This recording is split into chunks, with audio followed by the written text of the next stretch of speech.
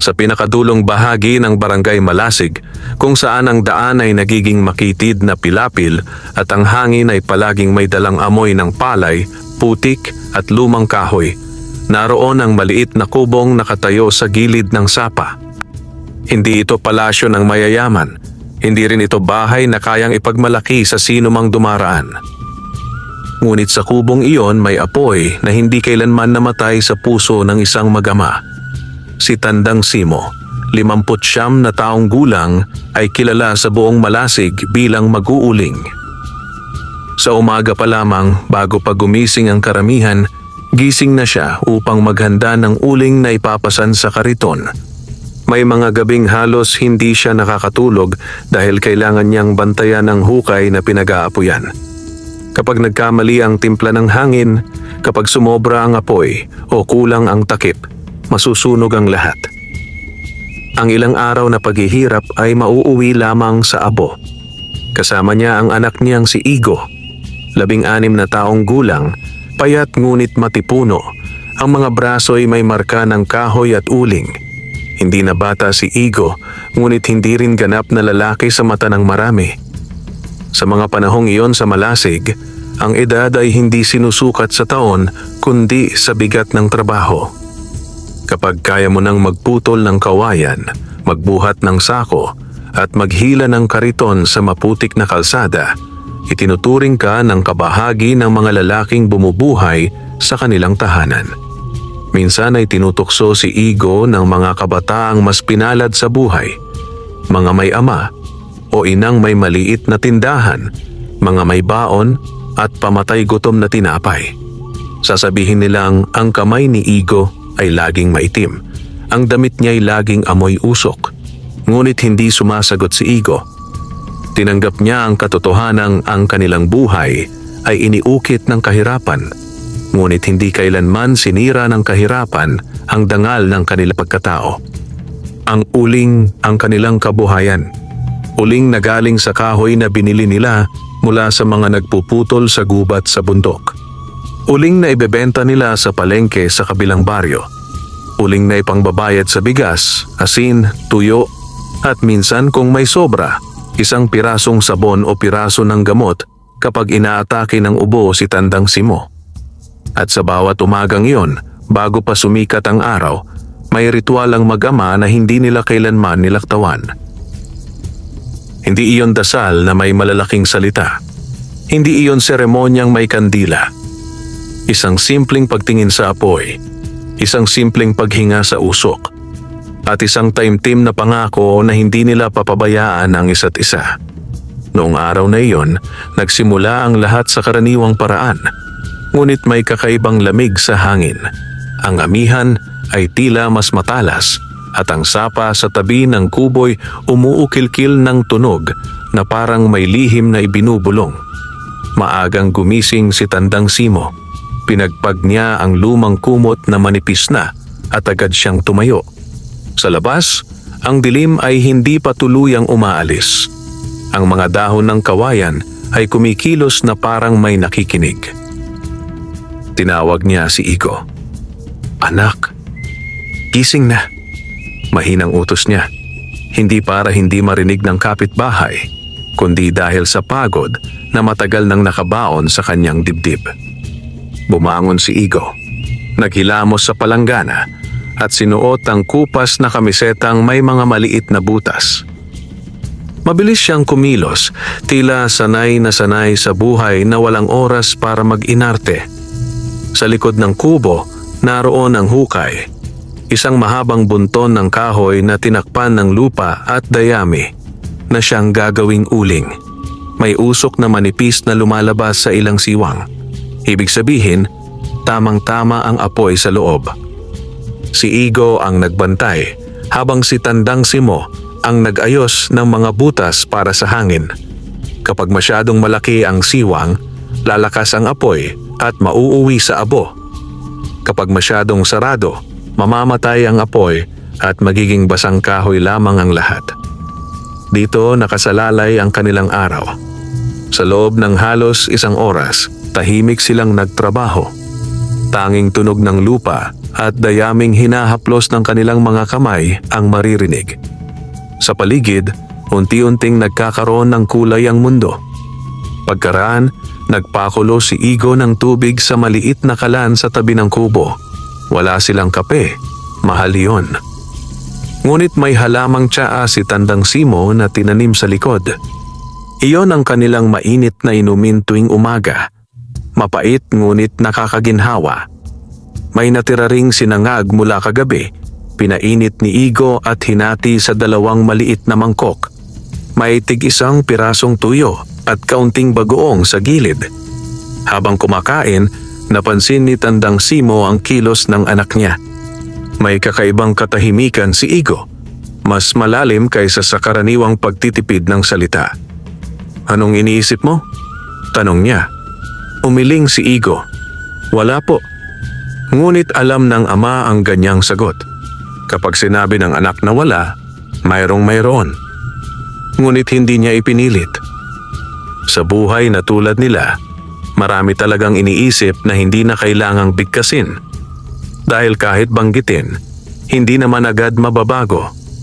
Matapos ang agahan, nagsimula na silang maghakot. Ang mga sako ng uling ay inilalagay sa kariton. Ang kariton ay luma na. Ang gulong ay kahoy na umiiyak tuwing umiikot. Ngunit iyon lamang ang mayroon sila. Ang palengke sa kabilang baryo ay 2 oras ang layo kapag naglakad. Kapag itinulak ang kariton, mas matagal dahil sa bigat. Ngunit sanay na sila. Lumabas sila sa makitid na daan, dumaan sa gilid ng palayan na may patak pa ng hamog sa mga dahon. Dumaan sa tulay na kawayan na kapag umulan ay nagiging madulas. Dumaan sa mga punong mangga na nagsisilbing bantay ng daan. Habang papalayo sila, unti-unting nagiging mainit ang umaga. Ngunit sa araw na iyon, tila mas mabigat ang hangin. Parang may inaabangang pangyayari. Sa may bandang gitna ng daan, may bahagi roon na halos walang dumaraan. Malapit iyon sa lumang puno ng balete, isang higanteng puno na matagal nang kinatatakutan ng mga taga-Malasig. Sabi ng matatanda, may mga nilalang daw sa balete, may mga engkanto, may mga bantay, may mga hindi nakikitang mata. Hindi naniniwala si Igo sa lahat ng kwento. Ngunit hindi rin niya sinasadyang hamunin ang mga iyon. Ang ama niya ang mas maingat. Kahit hindi mo nakikita, dapat rumerespeto. Palagi nitong paalala. Kaya tuwing dadaan sila roon, hindi sila sumisigaw. Hindi sila nagbibiruan ng malakas. Hindi sila nagbabanggit ng kung ano-ano. Dumaraan lamang sila na parang may daladalang katahimikan bilang handog. Noong oras na iyon, habang itinutulak nila ang kariton, may nakita silang kakaiba sa paanan ng balete. Isang matandang lalaki. Nakaupo siya sa lupa, halos nakasandal sa malaking ugat ng puno. Ang damit niya ay sira-sira, kulay putik at tila matagal nang hindi nalalabhan. Ang buhok niya ay puti at gusot, parang napagdaanan ng hangin at panahon. Ang mukha niya ay kulubot na kulubot, ngunit ang mga mata niya, iyon ang nakapukaw. Hindi iyon mata ng ordinaryong pulubi. May lalim. May kakaibang kislap, parang may mundo sa loob. Hindi gumagalaw ang matanda nang una nila siyang makita. Nakasubsob ang ulo, parang pagod, parang halos hindi na makahinga. Sa tabi niya ay isang maliit na sisidlan, tuyong-tuyo, walang laman. Tila doon siya humihingi ng limos, ngunit walang barya, walang anumang laman. Huminto si Igo. Sa murang isip niya, may 2 boses na agad nagtalo. Ang una, magmadali ka. Baka mahuli kayo sa palengke. Kapag nahuli, baka hindi mabili ang uling. Kapag hindi nabili, wala kayong bigas. Ang pangalawa, matanda yan, nag-iisa, uhaw, gutom. Napatingin si Igo sa ama. Si Tandang Simo ay tahimik ding nakatingin. Hindi siya umiimik, ngunit sa mga mata niya ay naglalaro ang awa at pag-aalala. Baka manloloko, bulong ni Igo. Hindi dahil masama siya, kundi dahil maraming beses na nilang nakita ang ganitong eksena sa kalsada. mga taong nagpapanggap para makahingi. Ngunit hindi agad sumagot si Tandang Simo. Sa halip, lumapit siya ng dahan-dahan sa matanda. "Mang," tawag niya, maingat ngunit magalang. "Ayos lang po ba kayo?" Hindi sumagot ang matanda. Lumuhod si Tandang Simo at doon niya napansing nanginginig ang mga kamay ng matanda. Ang labi nito'y tuyong-tuyo, ang balat ay malamlam. Hindi ito anyo ng isang taong nagpapaawa lamang. Ito ay anyo ng isang taong matagal nang naglakad, nagutom, nauhaw at halos wala ng lakas. Tumingin si Tandang Simo kay Igo. "May tubig pa ba tayo?" tanong niya. May dala silang maliit na banga ng tubig. Karaniwan, iyon ang iniinom nila sa daan. Iyon ang kanilang panlaban sa init. Ngunit hindi iyon sapat para sa kanilang mag-ama hanggang palengke. Saglit na nagatubili si Igo. 1 segundo lamang, ngunit sa buhay ng mahihirap, ang 1 segundong pagatubili ay napakabigat. Dahil ang bawat patak ay mahalaga. Ngunit kinuha ni Igo ang banga at mabilis na lumapit. "May tubig po kami," sabi niya. Dahan-dahang itinaas ni Tandang Simo ang ulo ng matanda. Maingat niyang ipinainom ang tubig. Sa unang patak, hindi pa halos lumulunok ang matanda. Sa ikalawa, huminga ng malalim. Sa ikatlo, tila bumalik ang kaunting lakas sa dibdib. Nang matapos, napapikit ang matanda at tila nagpasalamat sa katahimikan. Hindi pa roon natapos ang pag-aalala ng mag-ama. "Nakakain na po ba kayo?" tanong ni Igo. Dahan-dahang idinilat ng matanda ang kanyang mata at tumingin kay Igo. Sa titig na iyon, tila may bigat na hindi kayang ipaliwanag ng isang karaniwang umaga. "Hindi pa." Halos pabulong na sagot. 3 araw na.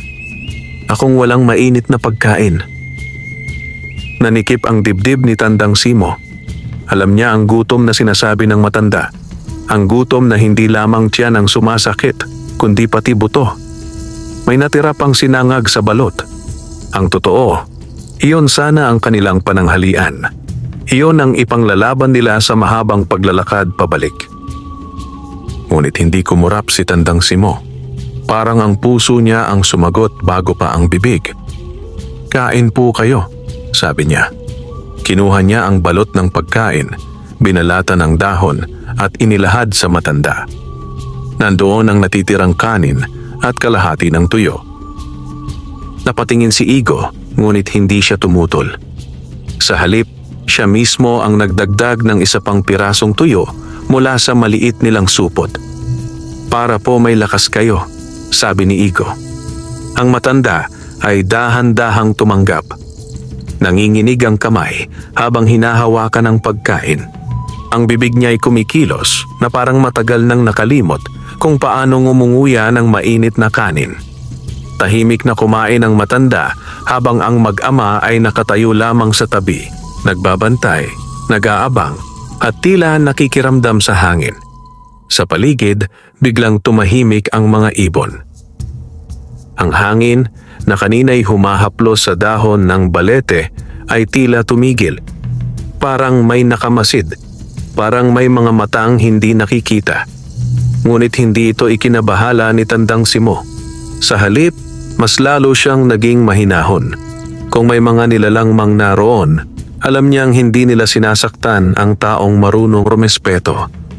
Pagkatapos kumain, ibinalik ng matanda ang balot. Halos walang natira. Ang mga mata niya'y namasa. "Salamat," sabi niya. "Hindi na ako sanay na may tumutulong pa." Umiling si Tandang Simo. "Kung kaya naman, bakit hindi?" Tumango ang matanda. Tumingin siya sa kariton. Tiningnan ang mga sako ng uling na parang may nakikita siyang higit pa sa uling. "Mga mag-uuling kayo," sabi niya. "Opo," sagot ni Igo. Muli, tumingin ang matanda kay Igo. "Matibay ang anak mo, Simo." Nanlamig ang batok ni Tandang Simo. Hindi niya matandaan na sinabi niya ang pangalan niya. Wala silang kakilala sa lugar na iyon. Hindi sila palalabas, hindi sila palakwento. Kilala niyo po ba ako? Maingat na tanong niya. Ngumiti ang matanda. Ngiting payapa ngunit punong-puno ng hiwaga. Marami akong kilala, sagot nito. Pero kakaunti ang kumikilala sa tunay na halaga ng isang basong tubig at isang bungkos ng kanin. Nagkatinginan ang mag-ama. Hindi nila malaman kung ito ay simpleng salita lamang o babala ng kung anong mas malalim. Tumayo ang matanda, kahit halatang masakit ang kanyang mga tuhod. Ngunit sa sandaling tumayo siya, tila biglang nag-iba ang aura ng paligid. Ang balete ay parang mas naging malaki. Ang ugat ay parang mas naging makapal. Ang hangin ay parang may dalang halimuyak ng bulaklak na hindi naman karaniwang tumutubo roon. Humakbang ang matanda palapit sa kanila. May pabor ako, sabi niya. Handang tumango si Tandang Simo kahit hindi pa alam ang pabor. Ganon siya. Hindi dahil wala siyang isip, kundi dahil ang kabutihan niya ay likas na ugali, hindi kasunduan. Ano po iyon, Mang? Tanong niya. Tiningnan ng matanda ang mga kamay ni Igo, itim sa uling, may sugat at kalyo. Pagkatapos, tinapik niya ang balikat ng bata. Panghawakan mo ang dangal ng kamay mong marumi, sabi niya. Mas malinis iyan kaysa sa kamay ng maraming tao sa bayan. Hindi maintindihan ni Igo, ngunit tumango siya, parang may bigat na pumapasok sa dibdib niya. Pagkatapos, inilabas ng matanda ang isang maliit na bagay mula sa bulsa ng kanyang kupas na damit. Isang piraso ng bato. Hindi ito ginto. Hindi rin ito hiyas. Isang bato lamang. Maliit, bilog, kulay abo na may bahagyang kinang kapag tinamaan ng liwanag. Inilahad ng matanda kay Tandang Simo. Ito ang kapalit ng tubig at pagkain, sabi niya. Agad umiling si Tandang Simo. Hindi po namin kailangan ng kapalit. Ngumiti ang matanda, mas malalim ang hiwaga. Hindi ko ito ibinibigay bilang bayad, wika niya. Ibinibigay ko ito bilang tanda at bilang gabay. Napatingin si Igo sa bato. May kakaibang init na parang galing sa loob. Hawak-hawakan mo, utos ng matanda kay Tandang Simo. Kapag dumating ang araw na halos mawalan na kayo ng pag-asa, ilagay mo iyan sa uling. Nanlaki ang mata ni Tandang Simo. Sa uling? Ulit niya. Tumango ang matanda. Sa pinakaunang hukay na inyong sisindihan sa panahon ng tag-ulan, at huwag mong sabihin kahit kanino. Bago pa sila makasagot, umihip ang hangin ng biglaan. Umugong ang dahon ng balete, tila may malakas na dumaan. Napapikit si Igo. Pagmulat niya, ang matanda ay nakatalikod na, naglalakad palayo sa masukal na bahagi ng gubat na tila walang landas.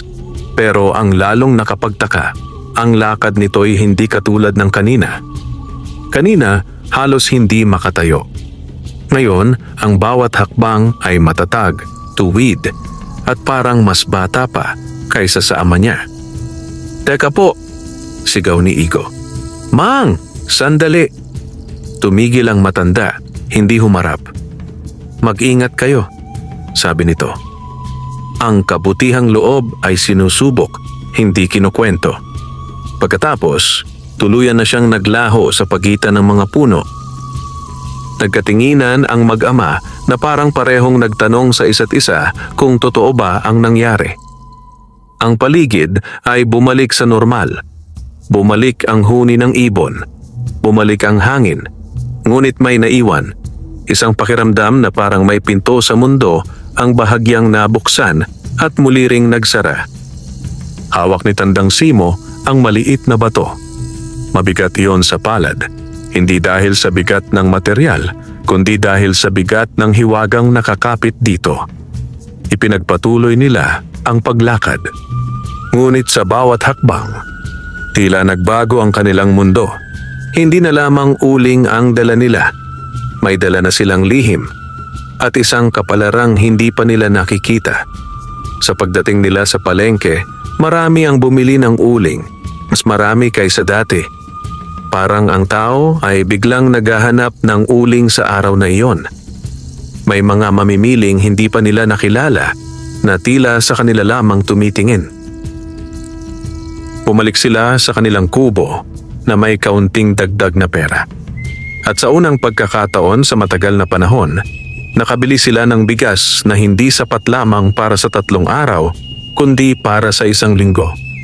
Ngunit sa kabila ng munting ginhawa, may aninong nakasunod sa kanilang kapalaran dahil sa araw na iyon, hindi lang sila tumulong sa isang matanda. Nakasalubong nila ang isang engkanto. At sa kabutihang ipinakita nila, isang sumpa at isang biyaya, ang kapwa gumalaw sa tahimik na mundo ng Barangay Malasig.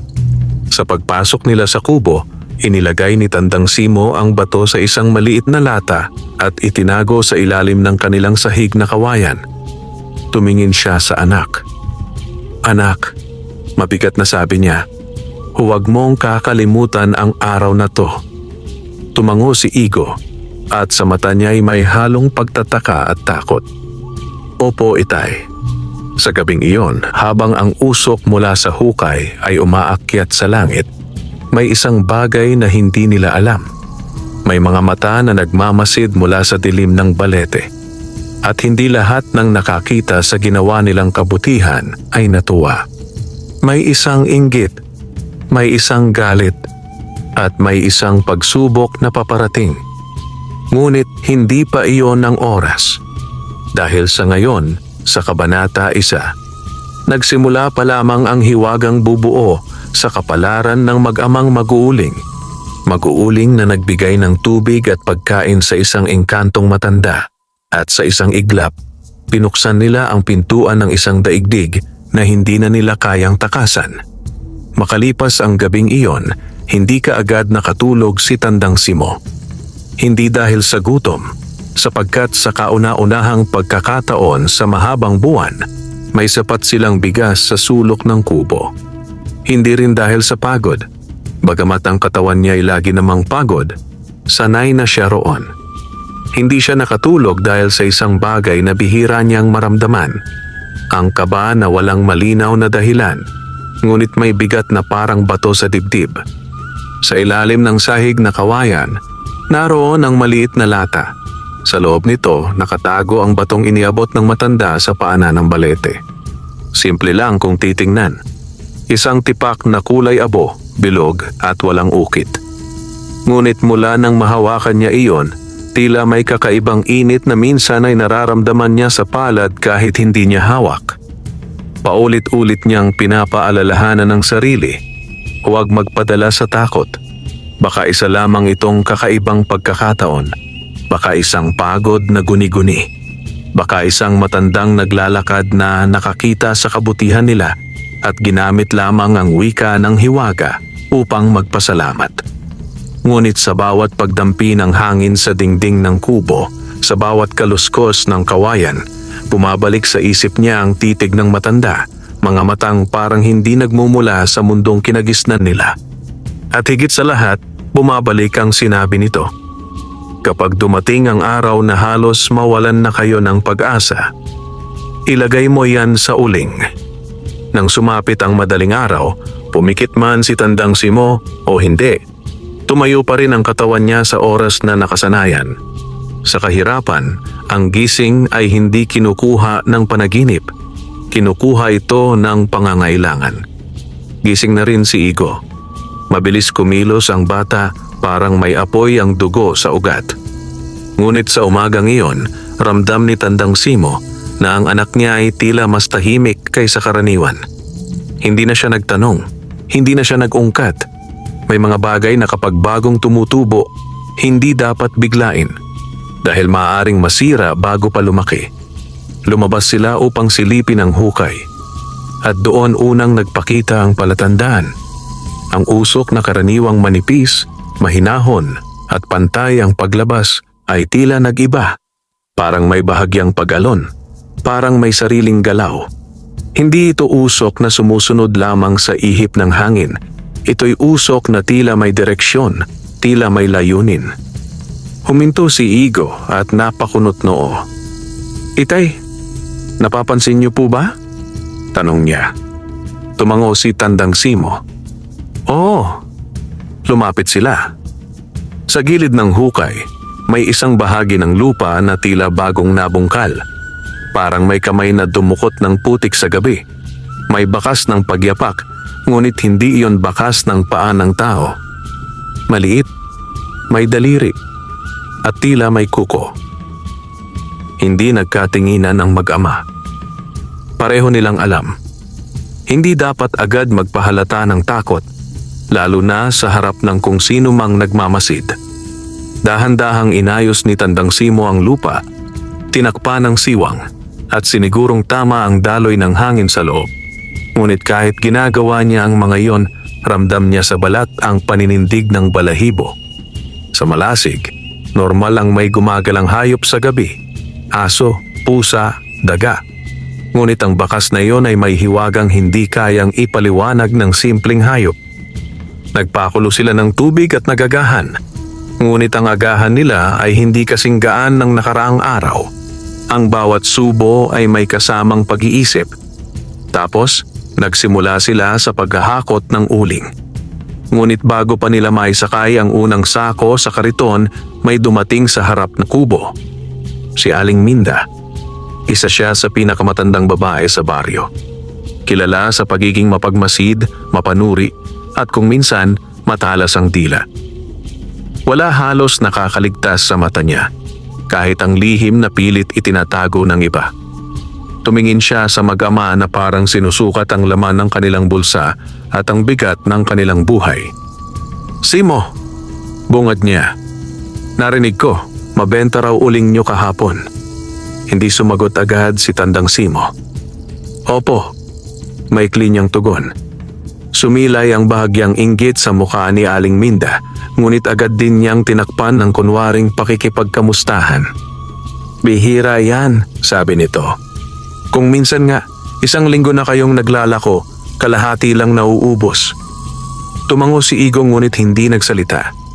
Lumapit si Aling Minda. Tila gustong magtanong ng higit pa, ngunit takot na diretsahin. May nangyari ba kahapon sa daan? Tanong niya sa wakas. Napatingin si Tandang Simo sa kanya. Hindi matalas, hindi mapanlaban, ngunit may maingat na pader sa mata. Wala naman po, sagot niya.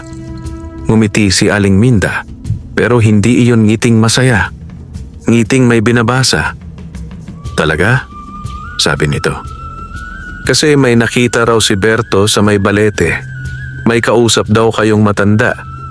Tumigil ang oras sa dibdib ni Tandang Simo. Hindi dahil nabunyag ang lihim, kundi dahil may nakakita pala. At kung may nakakita, maaaring hindi lamang tao ang nakakita. Matanda lang po na nauuhaw, sagot ni Tandang Simo. Pinainom lang namin.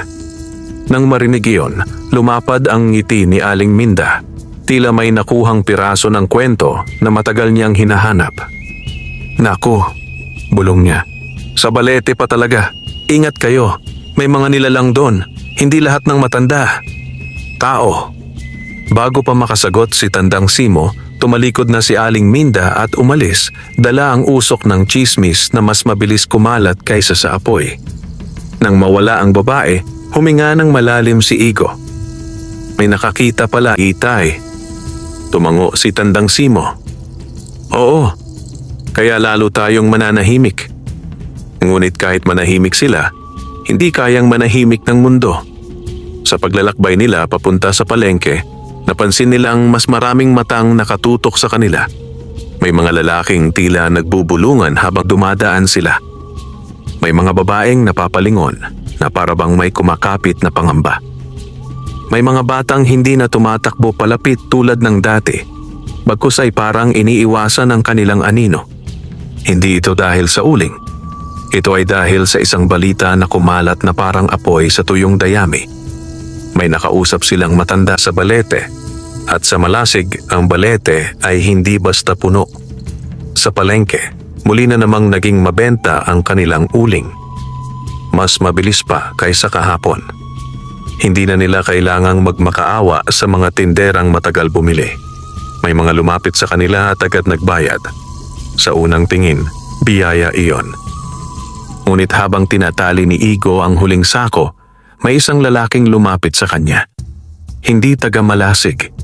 Hindi rin pamilyar ang mukha sa palengke. Matangkad, maitim, mapupungay ang mata, at may kakaibang pilat sa gilid ng bibig na parang bakat ng lumang galit. "Kayo si Igo?" tanong nito. Nagulat si Igo. "Opo." "Sino po kayo?" Hindi sumagot ang lalaki. Sa halip, ngumiti ito ng bahagya, ngiting walang init. "Huwag mong ibibida ang kung anong nakita mo sa balete," sabi nito, mababa ang boses. "May mga bagay na hindi dapat ginagalaw ng mahihirap." Nanlamig ang sikmura ni Igo. Bago pa siya makasagot, umalis ang lalaki, naglaho sa dami ng tao na parang usok. Lumapit si Tandang Simo. "Anong sinabi?" Nagatubili si Igo. Sa loob ng dibdib niya, may pag-aalinlangan kung dapat bang sabihin sa ama ang narinig niya. Ngunit mas mabigat ang panganib ng pagtatago kaysa sa bigat ng katotohanan. "May lalaking lumapit," sabi ni Igo. "Pinagbantaan po ako." Nagbago ang mukha ni Tandang Simo. Hindi siya natakot agad, ngunit ang mata niya ay dumilim. May mga panahon na ang ama ay nagiging bato kapag ang anak ang tinatamaan. "Anong itsura?" tanong niya. Ikinuwento ni Igo ang pilat, ang mga mata, ang boses. Nang marinig ni Tandang Simo, tila may naalala siya. "May ganyang lalaki sa kabilang baryo," bulong niya. "May usap-usapan, kasama raw sa mga taong may galit sa mga pinalad." Hindi na nagsalita si Igo. Ngunit sa loob niya, unti-unting nabubuo ang katotohanan ito. Ang kabutihan nila sa matanda ay hindi lamang nagbukas ng biyaya, nagbukas din iyon ng pinto para sa inggit ng ibang tao. Pag-uwi nila, nagdilim ang langit ng mas maaga kaysa karaniwan. Ang ulap ay mabigat. Ang hangin ay parang nagdadala ng basang amoy. At nang dumaan sila sa may balete, wala na roon ang matanda. Ngunit may bagay na naiwan sa paanan ng puno. Isang maliit na palayok na putik. Luma, may bitak, ngunit may laman. Tubig na malinaw, parang kinuha sa bukal sa bundok. Huminto si Igo. "Itay," lumapit si Tandang Simo. Tumingin siya sa palayok na tila sinusukat kung ito'y bitag o regalo. Sa ibabaw ng palayok, may nakapatong na dahon ng saging. At sa dahon, may 3 pirasong maliliit na prutas na hindi karaniwang makita sa Malasig. Bilog, mapula, at kumikintab kahit nasa lilim. Hindi nila hinawakan. Hindi pa. Dahil sa Malasig, may batas ang matatanda. Kapag ang engkanto ang nag-iwan, huwag magmadaling kumuha. Irespeto ang tanda. Timbangin ang hiwaga. Ngunit sa sandaling iyon, biglang umihip ang hangin. Umalulong ang mga dahon. At sa gilid ng balete, may narinig silang bulong. Hindi malinaw ang salita, ngunit malinaw ang mensahe. "Huwag kayong matakot." Nagkatinginan ang mag-ama. "Engkanto nga," pabulong na sabi ni Igo. Ang boses ay may halong takot at pagtataka. Tumango si Tandang Simo. "Oo." At sa unang pagkakataon sa buhay niya, si Tandang Simo, ang lalaking halos walang ibang inasahan kundi ang sarili niyang lakas, ay nakaramdam ng kakaibang bagay. Parang hindi na sila nag-iisa. Pagdating sa kubo, hindi siya agad pumasok. Dumiretso siya sa ilalim ng sahig at kinuha ang lata. Binuksan. Nandoon ang bato. Ngunit nang hawakan niya ito, mas mainit ito kaysa dati. Parang may buhay. Parang gumigising. Kinagabihan, habang nagluluto si Igo ng lugaw mula sa bagong bigas na nabili nila, narinig nila ang unang tunay na kakaibang pangyayari. Hindi sa hangin, hindi sa dahon, kundi sa loob mismo ng kanilang tahanan. Mula sa ilalim ng sahig, sa lugar kung saan nila tinago ang lata, may narinig silang napakahinang tunog. Parang may kumakatok. 1, 2, 3. huminto si Igo sa paghalo ng lugaw. "Itay!" Mahinang tawag niya. Dahan-dahang lumuhod si Tandang Simo. Inilapit ang tenga sa sahig na kawayan. At doon niya narinig ng malinaw. Hindi iyon daga. Hindi iyon anay. Hindi iyon kahoy na lumulundo. Ito'y isang katok na tila may isip. At kasabay ng katok na iyon, dumaan sa dibdib ni Tandang Simo ang matigas na pakiramdam na parang may parating na pagsubok at ang batong iniabot ng matanda ay hindi basta bato. Ito'y susi. At ang susi ay nagsisimula nang buksan ang pinto ng kanilang kapalaran. Sa gabing iyon, hindi agad gumalaw si Tandang Simo. Nakatuon ang mata niya sa sahig na kawayan sa bahaging pinagtapunan niya ng lata sa mismong lugar kung saan nanggaling ang katok. Ang tunog ay nawala na, ngunit ang pangamba at hiwaga ay hindi umalis. Para itong usok ng uling, kahit tapos na ang apoy, kumakapit pa rin ang amoy sa balat. Si Igo naman ay tahimik na nakatayo sa tabi ng kalan. Kumukulo ang lugaw, naglalabas ng singaw na parang bumabalot sa kanilang bahay. Ngunit ang init ng lutong pagkain ay hindi nakapawi sa ginaw na gumapang sa kanilang batok. "Daga lang kaya, Itay?" tanong ni Igo, pilit na hinahanap ang simpleng paliwanag. Hindi sumagot agad si Tandang Simo. Hindi dahil ayaw niya, kundi dahil sa matagal na buhay niya sa Malasig, natutunan niya ang isang katotohanang mahirap lunukin. May mga gabi na mas mabuting hindi mo pinipilit ilagay sa salita ang nararamdaman mo. Dahil kapag binigkas mo, parang binibigyan mo ng hugis ang takot. At kapag may hugis na, mas nagiging totoo. Ngunit kailangan niyang sumagot. Kailangan niyang maging bato para sa anak. "Pwede," sabi niya sa wakas. "Pero hindi dapat tayo magiging pabaya." Lumunok si Igo. "Ano pong gagawin natin?" Hindi agad makapagpasya si Tandang Simo. Hindi nila pwedeng ilabas ang bato at itapon. Hindi nila pwedeng ibalik sa balete dahil hindi nila alam kung paano at kung kanino. Hindi rin nila pwedeng ipagyabang o ipagsabi sa iba dahil bukod sa tsismis, posibleng mas malala pa ang kapalit. At higit sa lahat, may babala ang matanda. Huwag mong sabihin kahit kanino. Mahirap ang tagubiling iyon, sapagkat sa bawat baryo, mas mabilis kumalat ang usap-usapan kaysa sa apoy sa tuyong dayami. Kapag may lumang balete na sangkot, lalong nagiging malakas ang bulong-bulungan. Kaya ang napagkasunduan lamang nilang mag-ama ay katahimikan. Tinapos nila ang lugaw at kumain nang hindi nag-uusap ng marami. Pagkatapos, pinatay nila ang ilaw na gasera at humiga. Ngunit ang dilim sa kubong iyon ay hindi karaniwang dilim. Parang may bigat, parang may nakabantay.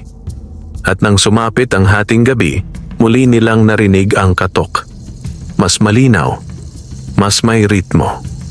Parang may humihingi ng pansin. 1, 2, 3. Sa kasaglit na katahimikan. Pagkatapos, 4 na sunod. Napamulat si Igo. Sa isang iglap, bumangon siya, nanginginig. "Itay!" Nakaupo na si Tandang Simo. Ang mga mata niya ay dilat, handang harapin ang kung anuman. Tumayo siya. Dahan-dahan siyang lumapit sa bahaging iyon ng sahig at hinila ang isang patpat na kawayan na ginagamit niya pang sundot sa apoy ng hukay. Hindi para manakit, kundi para maging handa kung sakaling may ahas o hayop na nakapasok. Dahan-dahan niyang inalis ang isang tabla ng kawayan sa sahig. Sumilip siya sa ilalim at doon niya nakita ang bagay na lalong nagpatigil sa tibok ng puso niya. May maliit na kamay na nakapatong sa lupa. Hindi kamay ng tao. Maliit, pero hindi pang sanggol. Maputi-puti. May mahahabang daliri at tila may manipis na buhok sa pulso. At bago pa niya maitulak pabalik ang tabla, biglang humila ang kamay palayo, mabilis na naglaho sa dilim. Napasandal si Tandang Simo sa poste ng kubo, biglang bumigat ang paghinga. May nakita kayo? Halos pabulong na tanong ni Igo. Tumango ang ama, ngunit hindi sinabi agad ang detalye. Ang batay hindi na kailangan pang takutin ng husto, sapat nang alam niya na may kakaiba. May gumagalaw sa ilalim, sagot ni Tandang Simo. Duwende po ba? Tanong ni Igo, nanginginig. Hindi sumagot si Tandang Simo, ngunit ang katahimikan niya ay sapat ng sagot. Sa mga lumang kwento sa Malasig, ang duwende ay hindi basta-basta nilalapitan. May mga duwende raw na mababait, may mga duwende raw na mapanakit, may mga duwende raw na kung tratuhin mo ng tama, tutulungan ka. Ngunit kung bastusin mo, isusumpa ang buong angkan mo.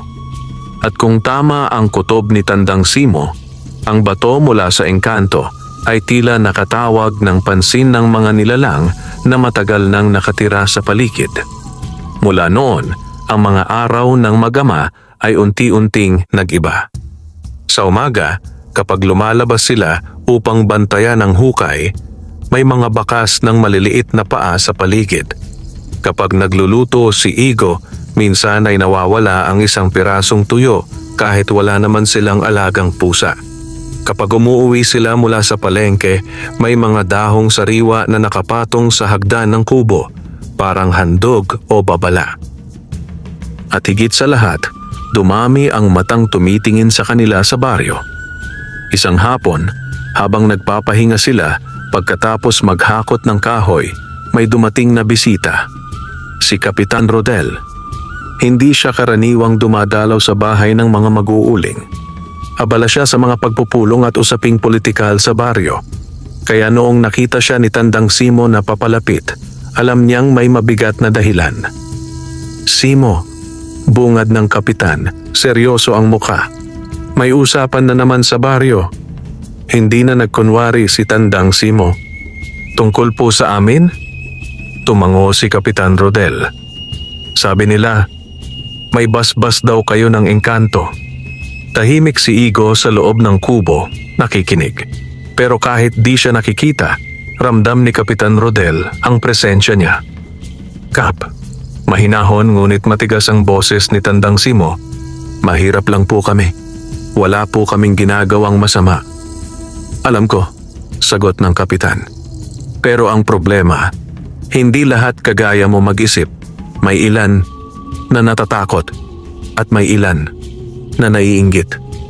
Hindi na bago kay Tandang Simo ang inggit. Ngunit ngayon, iba ang klase ng inggit. May halo itong takot at masamang paniniwala. At kapag ganyan ang pinaghalo, nagiging mapanganib ang tao. Anong sinasabi nila? Tanong ni Tandang Simo. Huminga ng malalim si Kapitan Rodel. May mga nagsasabing, kaya raw kayo biglang nabibenta dahil may kakaiba kayong ginagawa sa uling. Parang may sinasama raw kayong hindi dapat. Nanikip ang dibdib ni Tandang Simo. Wala siyang magawang tumawa sapagkat alam niya may katotohanan sa bahagi ng hiwaga pero hindi sa paraan ng masamang akusasyon. Hindi po totoo yon, sagot niya. Alam ko, ulit ng kapitan. Pero pakinggan mo ako, may isang lalaki, si Doro. Bumalik sa isip ni Igo ang lalaking may pilat. Si Doro ang may pilat? Tanong ni Igo. Biglang lumabas. Nagulat si Kapitan Rodel na naroon pala si Igo. Tumango siya. Oh, siya. Matagal nang may mga galaw yan. Minsan sumasali sa mga usapang mangkukulam at mambabarang sa kabilang sityo. Nanginginig ang kamay ni Igo. Siya po yung nagbanta sa akin sa palengke. Sumikip ang muka ng kapitan. Kita mo. Kaya sinasabi ko sa inyo, mag-ingat kayo. Nagpatuloy ang kapitan. Mas mabigat ang tono. May plano sila, Simo. Gusto nilang silipin ang hukay nyo. Gusto nilang malaman kung may something raw. At kapag nakita nilang wala, sasabihin nilang tinago mo. Kapag nakita nilang meron, ewan ko na. Hindi kumibo si Tandang Simo. Sa bawat salita, unti-unting nabubuo ang panganib. Ang hiwaga na hindi nila hiniling ay maaaring maging dahilan ng kapahamakan. Pag-alis ni Kapitan Rodel, halos hindi nakapagsalita ang mag-ama. Sa gabi ring iyon, dumaan sa Malasig ang unang malakas na ulan ng panahon. Hindi iyon normal na ulan. Parang may galit ang langit. Parang sinusubukang lunurin ang lupa. Ang sapa sa tabi ng kubo ay umapaw. Ang putik ay naging dagat sa paligid. At sa ganitong panahon, ang uling ang unang nasisira. Kapag nabasa ang hukay, mamamatay ang apoy at mawawala ang kanilang kabuhayan. Nagising si Tandang Simo sa tunog ng malakas na patak sa bubong. Bumangon siya agad. "Igo, tingnan mo ang hukay." Lumabas sila kahit gabi. Kinuha nila ang mga sako, tinakpan ang hukay ng mas maraming lona at dahon, pinilit iligtas ang apoy sa loob. Ngunit sa kabila ng kanilang pagpupunyagi, nakita nilang ang isang bahagi ng hukay ay bumigay na. Pumasok ang ulan. Bumukas ang lupa. Ang apoy ay unti-unting namamatay. Napaluhod si Tandang Simo sa putik, parang sinuntok ang dibdib niya. Sa isang iglap, ang linggong paghihirap ay pwede nang masayang. Ito ang sandaling sinasabi ng matanda. Ang araw na halos mawalan na sila ng pag-asa. Nang bumalik sila sa loob ng kubo, nanginginig si Igo. Hindi na sa lamig, kundi sa takot na bukas, wala na silang uling, wala na silang maibebenta. Sa gitna ng katahimikan, muling nagbalik sa isip ni Tandang Simo ang batong iniabot ng matanda. Dahan-dahan siyang yumuko, binuksan ang sahig, kinuha ang lata. Hinawakan niya ang bato. Mas mainit na ngayon, parang may apoy sa loob. "Anak," mahinang sabi niya, "maaaring oras na." Nanlaki ang mata ni Igo. "Itay, gagawin natin yon?" Hindi na sumagot si Tandang Simo. Lumabas siya kahit umuulan. Dala ang bato sa palad, nakabalot sa piraso ng tela. Lumapit siya sa hukay. Ang ulan ay parang pumapalo sa kanya, ngunit hindi siya umatras. Parang may humihila sa kanya, isang gabay na hindi nakikita. Hinukay niya ang maliit na bahagi sa gitna ng hukay, sa pinakaunang siwang na nabuo sa putik. At doon niya inilagay ang bato. Sa sandaling mahulog ang bato sa loob, may nangyaring kakaiba. Ang usok na halos patay na kanina ay biglang umalimbukay. Hindi dahil sa hangin, hindi dahil sa ulan, kundi parang may apoy na muling sumiklab mula sa ilalim. Apoy na hindi natitinag ng tubig. Napaatras si Igo, napasigaw sana ngunit napigilan ang sarili. Sa loob ng hukay, narinig nila ang tunog na parang malalim na paghinga, parang may nilalang na nagising. At sa pagitan ng kidlat at ulan, sa sandaling lumiwanag ang paligid, nakita ni Igo sa tabi ng balete ang anino ng matanda. Nakatayo. Tinitignan sila. Ngunit nang kumidlat muli, wala na siya. Nang bumalik sila sa kubo, ramdam ni Tandang Simo ang kakaibang tibok sa dibdib niya. Hindi na lamang ito takot. May halong pag-asa. At sa unang pagkakataon sa buhay niya, naramdaman niyang ang kanilang apoy, hindi lang apoy ng uling, kundi apoy ng kapalaran, ay hindi basta mamamatay. Ngunit kasabay ng pagliyab ng apoy, may isa pang bagay ang nagising. Sa dulo ng baryo, sa bahay ni Doro, may isang mangkok na may itim na tubig ang biglang umusok. At sa ibabaw ng mangkok, unti-unting lumitaw ang isang anyo, mukha ng matanda sa balete. Napamura si Doro. "Engkanto," bulong niya. Talagang sa kanila napunta. At sa sandaling iyon, mas tumibay ang kanyang pasya. Hindi niya hahayaang ang mag-amang mag-uuling ang makinabang sa basbas na hindi niya kayang maangkin. Sa ilalim ng ulan, sa ilalim ng dilim, may isang lihim na digmaan na nagsisimula. Hindi palantad, ngunit unti-unting lumalapit. At ang unang palatandaan ng tunay na laban ay naroon na. Ang apoy sa uling na hindi kayang patayin ng ulan. Sa sumunod na umaga, tila ibang mundo ang Barangay Malasig. Ang ulan na nagwala kagabi ay nag-iwan ng bakas sa lupa.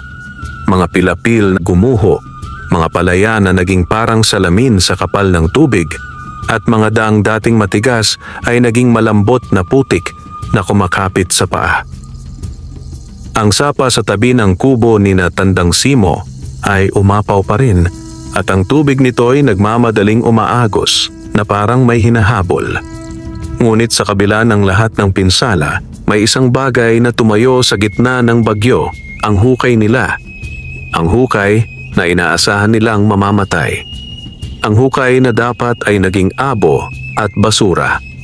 Ngunit sa umagang iyon, nang lumapit si Tandang Simo at si Igo upang silipin ang usok, nakita nilang buhay na buhay ito. Mas makapal ang usok, mas pantay ang paglabas, at ang init na sumisingaw sa lupa ay parang apoy na hindi kailanman ginalaw ng ulan. Nagkatinginan ang mag-ama. Walang salita ang kaya nilang ilabas na sapat para ilarawan ang hiwagang nasaksihan nila. Hindi nila nakita ang mismong loob ng hukay, ngunit pareho nilang naramdaman ang katotohanan. Ang batong inilagay kagabi ay gumawa ng bagay na hindi kayang gawin ng ordinaryong bato. Sa unang pagkakataon, napaupo si Tandang Simo sa isang tuod at huminga ng malalim. Buhay pa. Pabulong niyang sabi, hindi sa lupa, kundi sa kapalaran nilang halos natangay na. Si Igo ay tumingin sa usok at sa init ng lupa. Sa mata niya, may pagkabighani at takot na magkahalo. Engkanto talaga, Itay, bulong niya. Tumango si Tandang Simo. Oo, ngunit sa bawat biyayang dumadating, may kalakip na anino. Hindi nagtagal, kumalat sa Malasig ang balita. Hindi nila ito ikinuwento. Hindi nila ito ipinagsigawan. Ngunit ang hiwaga, kapag totoong hiwaga, hindi kailangang ikalat ng tao. Kusang lumalabas sa kilos ng mundo. May isang kapitbahay na napadaan at nakita ang hukay na umausok ng malakas. Kahit halos lahat ng hukay ng ibang mag-uuling ay namatay. May isa pang nagtanong kung bakit hindi sila nagmamadali sa palengke para magbenta, na parang hindi sila nag-aalala. May isang matandang babae na napadaan at nakasinghot ng usok na may kakaibang halimuyak, parang amoy ng bulaklak sa gitna ng uling. At sa loob lamang ng kalahating araw, ang usap-usapan ay naging mas malaki. May basbas daw. May espiritu daw sa hukay. May engkanto raw na nagbabantay. Sa Malasig, ang mga tao ay sanay na mag-imbento, ngunit mas sanay silang maniwala kapag may kakaibang pangyayari. At ang pinakadelikado sa lahat ay ang paniniwalang kapag may pinalad, may dapat ding umagaw. Sa hapon, habang nag-aayos si Igo ng mga sako para sa pagbebenta kinabukasan, dumating si Kapitan Rodel muli. Mas mabigat ang mukha, mas mabilis ang hakbang.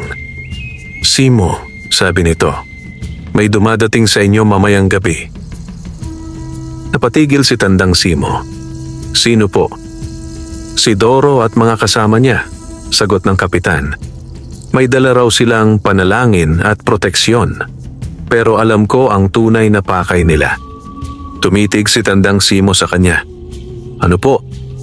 Silipin ang hukay nyo, sagot ng kapitan. At kung may makita silang hindi nila maintindihan, gagawin nilang dahilan para saktan kayo.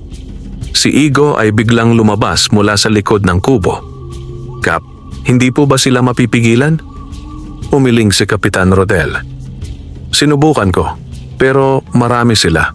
At ang masama pa, may ilan sa kanila na may dala raw na albularyo at mambabarang mula sa kabilang sityo. Nanlamig ang hangin sa pagitan nila.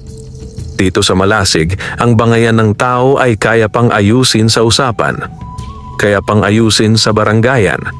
Pero kapag nadamay ang mga lumang hiwaga, engkanto, duwende, barang, nagiging mas mabangis ang tao dahil hindi na nila iniisip ang tama.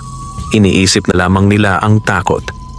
Sa araw ring iyon, bago pa lumubog ang araw, naglinis si Tandang Simo ng paligid. Hindi dahil gusto niyang ipakitang wala siyang tinatago, kundi dahil gusto niyang ayusin ang mundo niya bago ito guluhin ng ibang tao. Itinuwid niya ang mga kawayan sa bakod. Inayos niya ang kahoy na nakasalansan. Pinunasan niya ang kariton na parang isang sandata. Si Igo naman ay nagigib ng tubig, nagluto ng kaunting pagkain at nagtabi ng asin sa isang maliit na mangkok. Isang lumang gawi ng mga matatanda kapag may kinatatakutan. Sabi kasi ng ilan, ang asin ay panlaban sa mga masasamang espiritu. Hindi nila alam kung totoo. Ngunit sa mundong hindi tiyak ang lahat, minsan kumakapit ka sa anumang kaya mong panghawakan. Pagsapit ng gabi, hindi sila nagbukas ng maraming ilaw. Isang gasera lang ang sindi. Tahimik ang kubo, ngunit hindi tahimik ang paligid. Sa malayo, may mga yapak. Mabibigat. Marami. At sa bawat hakbang, parang papalapit ang kasunod na panganib. Una nilang nakita ang liwanag ng sulo sa pagitan ng mga puno. Pagkatapos, narinig nila ang boses, mga tawanan na may halong lasing at mga salitang binubulong na hindi pangkaraniwan. Lumabas si Tandang Simo sa harap ng kubo. Si Igo ay nasa likod niya, hawak ang isang patpat na kawayan. Hindi para manakit, kundi para sa anumang maaaring mangyari. Dumating si Doro. Siya ang naunang umakyat sa hagdan. Ang pilat sa gilid ng bibig niya ay mas halata ngayon sa liwanag ng sulo. Sa tabi niya, may 5 lalaki pang kasama. Mga mukha na pamilyar sa ibang sityo, mga taong kilala sa panggugulo kapag may inuman.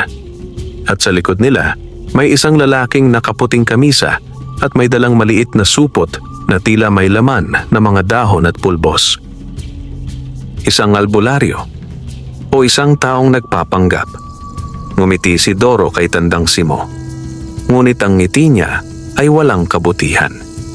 "Simo," sabi niya, malakas para marinig ng lahat. "Narinig namin pinalad ka raw." Tahimik si Tandang Simo. "Nagtatrabaho lang po kami." Tumawa si Doro. "Trabaho ba yang kahit umulan ng malakas, buhay ang hukay mo? Kami, namatay ang apoy. Ikaw hindi. Paano mo ipapaliwanag?" "Hindi ko po alam," sagot ni Tandang Simo ng mahinahon. "Baka po natakpan lang namin ng maayos."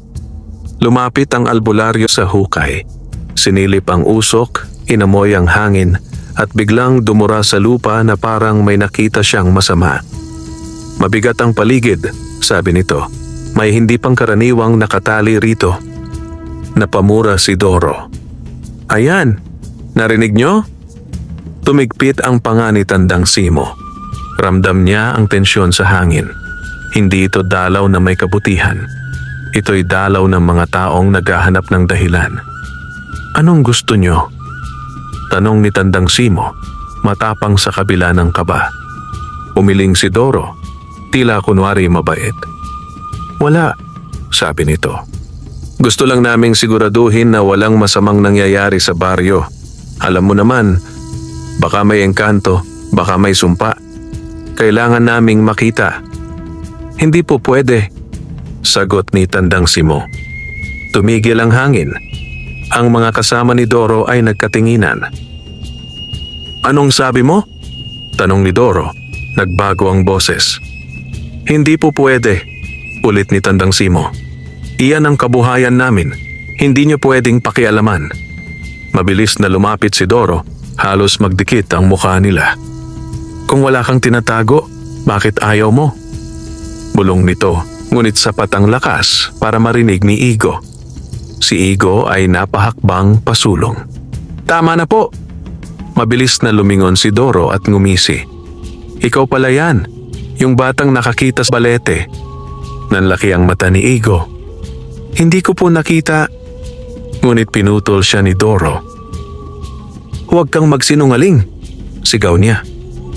"Kahit buong baryo alam na, may engkanto kayong kausap at ngayon may basbas kayo." Sumingit ang albularyo. Naglabas ng pulbos mula sa supot, winisikan ng hangin sa paligid ng hukay. Mabilis na kumalat ang amoy, matapang, mapait, parang halamang sinunog.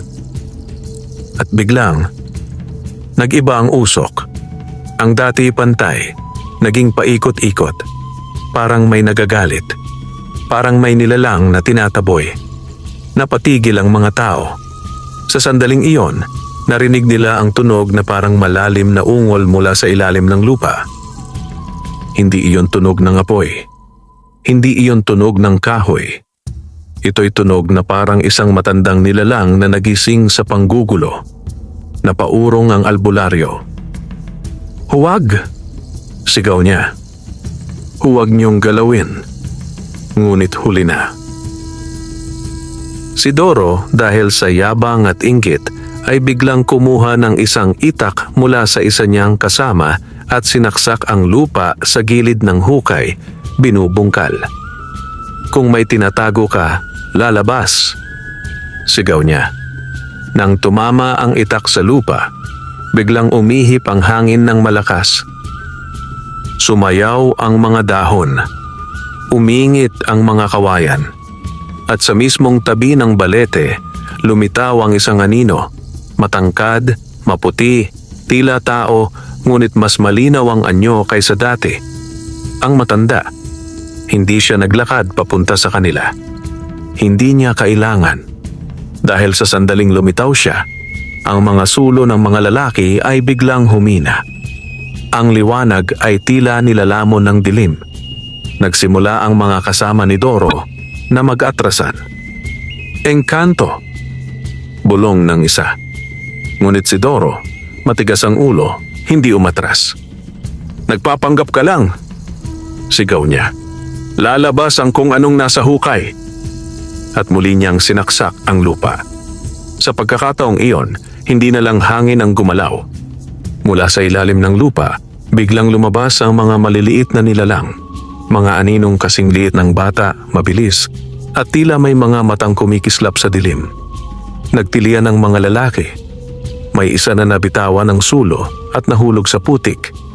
May isa na tumakbo palayo, nanginginig, umiiyak na parang bata. Si Igo ay napaatras, nanginginig din, ngunit hindi siya tumakbo. Hawak niya ang patpat, nakatayo sa tabi ng ama. Tandang Simo naman ay hindi gumalaw. Hindi siya lumuhod. Hindi siya nakiusap. Ngunit sa loob ng mata niya, humihingi siya ng gabay, hindi sa mga tao, kundi sa matanda. Sa gitna ng kaguluhan, nagsalita ang engkantong matanda. Hindi malakas, hindi pasigaw. Ngunit ang boses niya ay tumagos sa hangin at sa dibdib ng lahat. "Huwag ninyong lapastanganin ang lugar na hindi ninyo pag-aari." Sa sandaling iyon, si Doro ay parang nawalan ng kulay. Ang yabang niya ay tinamaan ng takot. Ngunit hindi pa rin siya umatras. "Wala akong kinatatakutan!" sigaw niya, ngunit ang boses niya ay nanginginig na. At doon, parang nagbago ang mata ng matanda. Hindi na ito mata ng pulubi. Ito'y mata ng isang nilalang na matagal nang naghahari sa isang mundong hindi kayang abutin ng tao. "Kung ganoon," sabi ng matanda, "tikman mo ang kapalit ng inggit." Bago pa makatakbo si Doro, biglang gumapang ang putik sa paa niya. Hindi putik na normal, putik na parang may buhay. Bumalot ito sa binti niya, umakyat sa tuhod hanggang sa bewang. Napasigaw siya, nangingisay, pilit humihila ngunit mas lalo siyang hinihigop. "Mga kasama," sigaw niya, "tulungan niyo ako!" Ngunit walang tumulong. Dahil ang mga kasama niya ay tumatakbo na, naguunahan palayo. Iniwan siya sa harap ng kubo ng mag-ama. Ang albularyo ay nakaluhod na sa putik, paulit-ulit na nagdarasal, nanginginig sa takot. Hindi niya alam kung paano tatapusin ang bagay na siya mismo ang nagpagalaw. Si Igo ay napapikit. Hindi niya kayang panoorin. Ngunit naramdaman niya ang kamay ng ama niya sa balikat niya, matibay, parang sinasabing, "Huminga ka anak, huwag kang mawalan ng bait." Nang muling dumilat si Igo, nakita niya ang engkantong matanda na nakatingin kay Tandang Simo. "At ikaw," sabi nito, "manatili kang matapang." Pagkatapos, unti-unting bumitaw ang putik kay Doro. Bumagsak si Doro sa lupa, umiiyak, hingal na hingal, parang binugbog ng hindi nakikitang kamay. Ngunit hindi natapos doon. May naiwan sa kanya. Isang marka sa dibdib, parang bakas ng lupa at ugat na hugis bilog, parang mata. Isang tanda. Isang babala. Si Doro ay pilit tumayo at tumakbo. Humahagulgol, hindi na lumingon. Nang mawala sila, unti-unting bumalik ang normal na hangin. Bumalik ang liwanag ng gasera. Bumalik ang tunog ng sapa. Ngunit ang mag-ama ay nakatayo pa rin, hindi makapagsalita. Ang engkantong matanda ay lumingon sa balete at bago tuluyang maglaho, iniwan niya ang mga salitang hindi malilimutan ni Tandang Simo. Ang kabutihan ninyo ang nagbukas ng pintuan, ngunit tandaan mo, hindi lahat ng papasok ay may dalang mabuti. At sa isang iglap, nawala siya. Nang gabing iyon, hindi na muling kumatok sa sahig. Ngunit sa dibdib ni Tandang Simo, alam niyang hindi pa tapos ang laban dahil si Doro ay napahiya. At ang mga napahiyang tao, kapag puno ng inggit, ay mas lalong nagiging mapanganib. Sa dilim ng malasig, may mga bagay pang gagalaw. At ang basbas ng engkanto ay hindi lamang proteksyon. Ito rin ay pagsubok. Kinabukasan, hindi tulad ng inaasahan ng karamihan, hindi nag-ingay ang baryo dahil sa nangyari kagabi. Walang nagtatalo sa gitna ng kalsada. Walang nagtitipon sa sari-sari store upang magpalakihan ng kwento. Walang nagmamadaling mang-usisa sa kubo ni Tandang Simo. Sa halip, ang malasig ay tila naging mas tahimik. Isang katahimikan na hindi payapa, kundi takot. Dahil sa kanilang lahat, may iilan na nakakita ng hiwaga sa harap ng kubo ng mag-ama. At ang ilan pang hindi nakakita ay nakaramdam ng bigat sa hangin. Parang may bagay na gumapang sa buong baryo at nagpapaalala. May mundo sa paligid na hindi tao ang may hawak. Sa umaga, maagang gumising si Igo. Hindi dahil sa nakasanayan lamang niyang oras ng trabaho, kundi dahil sa bangungot. Nanaginip siya na ang balete ay naglalakad. Ang ugat ay parang ahas na bumabalot sa kanilang kubo. At ang usok ng uling ay nagiging mga mata sa hangin. Pagbangon niya, pawis ang noo niya at nanginginig ang kamay. Sa kabilang sulok ng kubo, nakita niyang gising na rin ang ama niya, nakaupo, nakatingin sa kawalan. Itay! Mahinang tawag ni Igo. Tumugon si Tandang Simo, ngunit hindi tumingin. Gising ka na pala. Lumapit si Igo. Ano pong mangyayari sa atin ngayon? Sa tanong na yon, bumigat ang dibdib ni Tandang Simo. Dahil ang totoo, hindi rin niya alam. Ang pagkakaroon ng basbas ng engkanto ay hindi katulad ng pagkakaroon ng maraming pera. Hindi mo yon mapapasok sa supot at maitatago. Ang basbas ay parang apoy. Kapag hindi mo inalagaan, mamamatay. Kapag sobra, susunog. Ang mag-ama ay naglinis ng hukay at naghanda ng uling para dalhin sa palengke. Ngunit habang ginagawa nila ang karaniwang gawain, may kakaibang pagbabago. Ang uling nila nang mahawakan ni Igo ay mas matigas at mas magaan. Hindi madaling mabasag at kapag kinaskas sa kahoy, may tunog itong parang malutong na bato.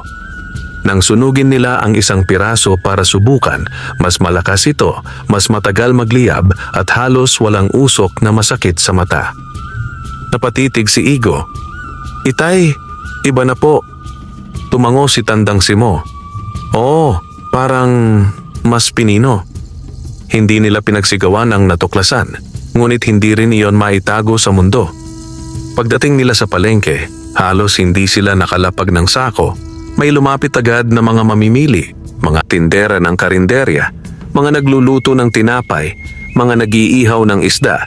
Lahat naghahanap ng uling na matagal magliyab at hindi mausok. Diyan kami, sigaw ng isa. Sa uling ni Simo. Wala pang kalahating oras, ubos ang dala nila. Hindi na sila tumawad. Hindi na sila nakiusap. Hindi na sila naghintay. Sa unang pagkakataon, napasandal si Tandang Simo sa kariton at napapikit, tila hindi makapaniwala. Nang bilangin niya ang pera, hindi iyon katulad ng dati. Hindi iyon sapat lang sa bigas at asin. Sapat iyon para bumili ng bagong lona para sa hukay, bagong gulong para sa kariton, at isang kaban ng bigas na hindi nila kailangang tipirin kada subo. Umuwi sila na mabigat ang bulsa, ngunit mabigat pa rin ang dibdib.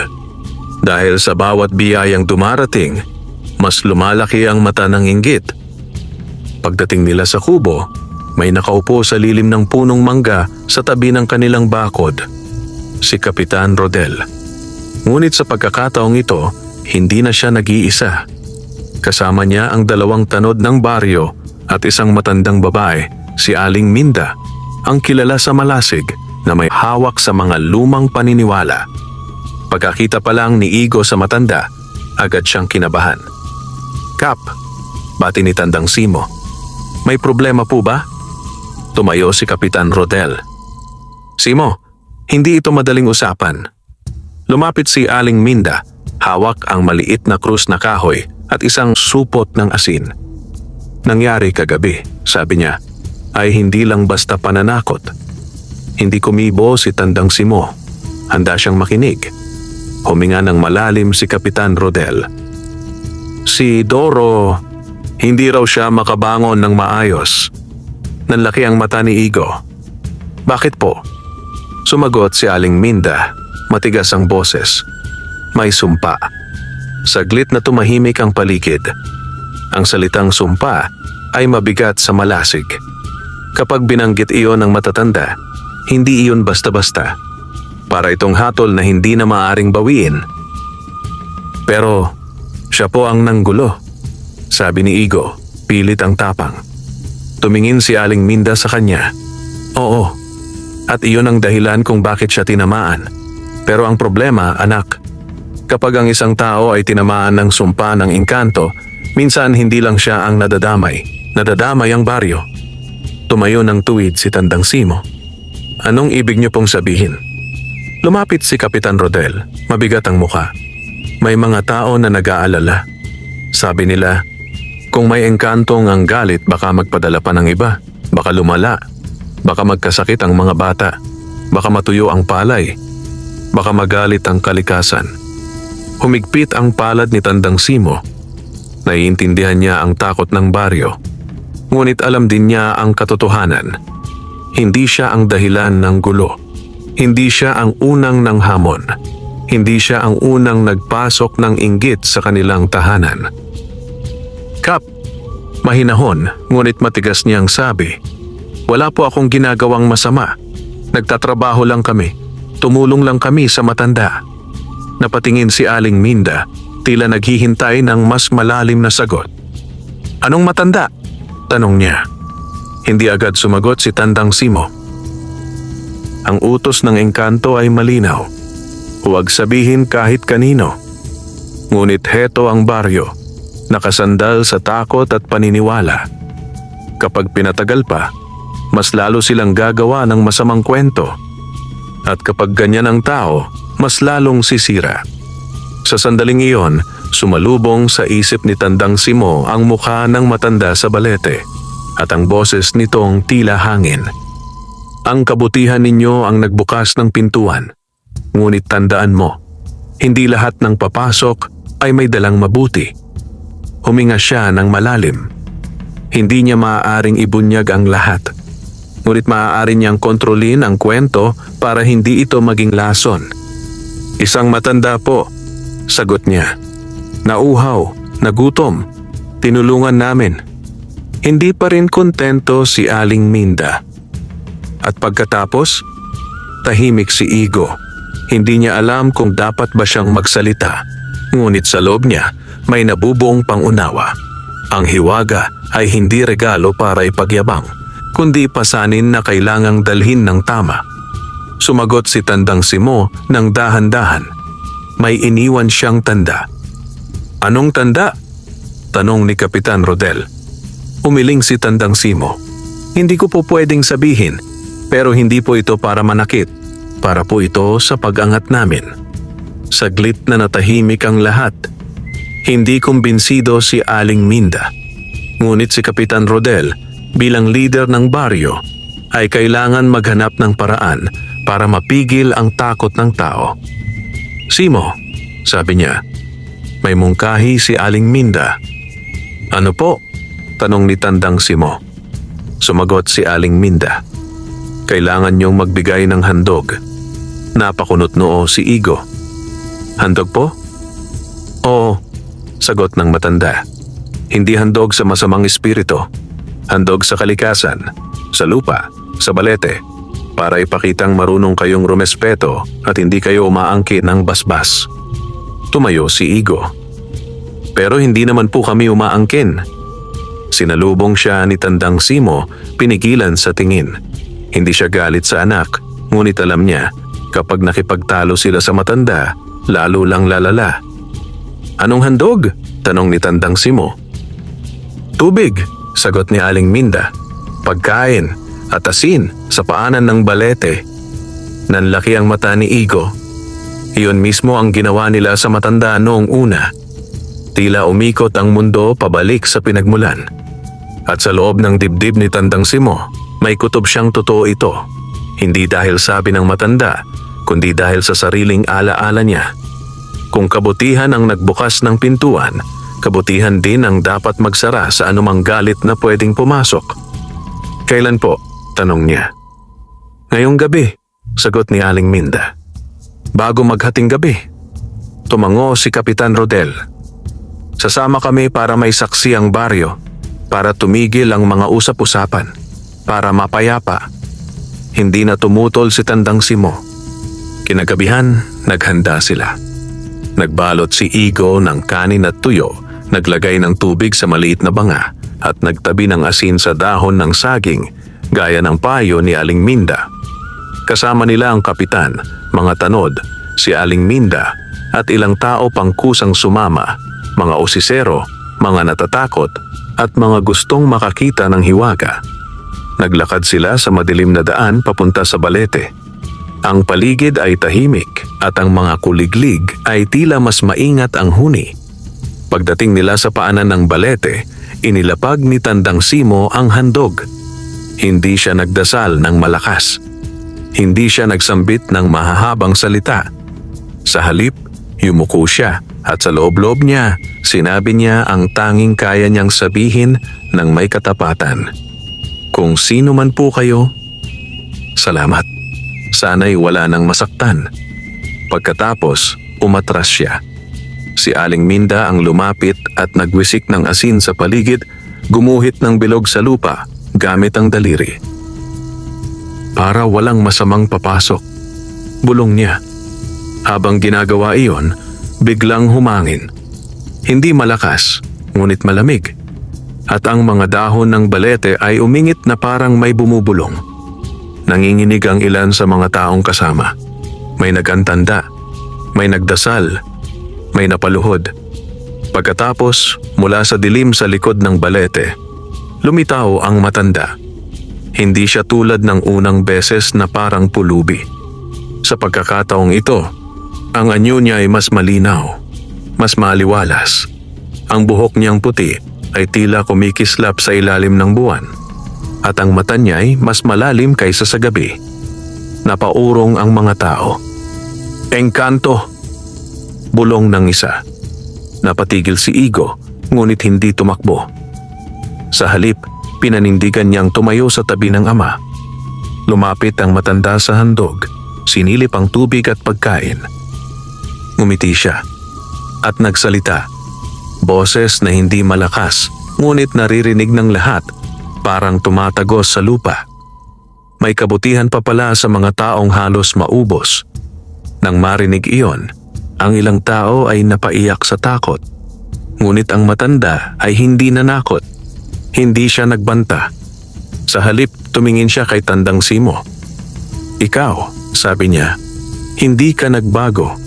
Sa gitna ng yaman na dumarating, nanatili kang marunong magbigay. Lumuhod si Tandang Simo. Hindi bilang pagsamba, kundi bilang paggalang. Hindi po kami humihiling ng sobra, sabi niya. Gusto lang po naming mabuhay ng marangal. Tumango ang matanda. At iyan ang dahilan kung bakit kayo pinagpala.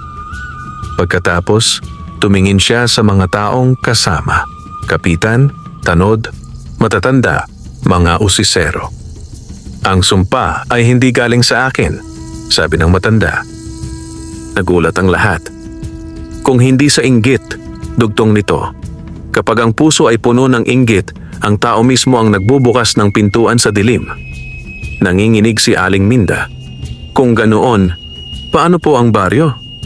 Umiti ang matanda, payapa ngunit matalim. Kung matuto kayong umunawa, sabi niya, walang mangyayari sa inyo. Ngunit kung magpatuloy kayong magsisi sa inosente at magtulak sa kanila sa apoy, ang lupa ang magbibigay ng hatol. Pagkatapos ng mga salitang iyon, yumuko ang matanda sa handog. Hinawakan niya ang tubig. Ngunit sa sandaling hawakan niya, ang tubig ay tila kumislap, parang naging kristal. Kinuha niya ang asin. Ipinahid sa ugat ng balete. At saka siya tumingin muli kay Tandang Simo. May huling pagsubok, wika niya. Nanikip ang dibdib ni Igo. Ano po? Sumagot ang matanda. Kapag dumating ang araw na may alok na mabilis na yaman, yung yaman na kapalit ang dangal, tatanggi ka. Napatitig si Tandang Simo. Paano ko po malalaman? Mararamdaman mo, sagot ng matanda. Ang totoong biyaya ay nagbibigay ng liwanag. Ang peking biyaya ay nagbibigay ng init na sumusunog. Pagkatapos, unti-unting naglaho ang matanda, parang ulap na dinapuan ng hangin. Ngunit bago siya tuluyang mawala, may huling iniwan siyang pangako. Hindi ko kayo iiwan, ngunit ang buhay ninyo, kayo pa rin ang magtatakda. Pagbalik nila sa baryo, hindi na nag-ingay ang mga tao. Wala nang chismis na kasing tapang ng dati. Wala nang naglakas loob na umalipusta. At kinaumagahan, kumalat ang balita. Si Doro, na ilang araw na halos hindi makatayo, ay biglang gumaan ang pakiramdam. Hindi dahil nawala ang marka sa dibdib, kundi dahil tumigil ang kanyang panggugulo.